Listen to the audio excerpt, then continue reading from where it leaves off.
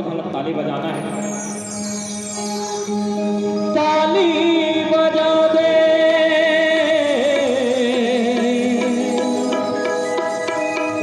ताली बजा दे, हो लगे राम सिया के दरबार, हाज लगे राम सिया के दरबार।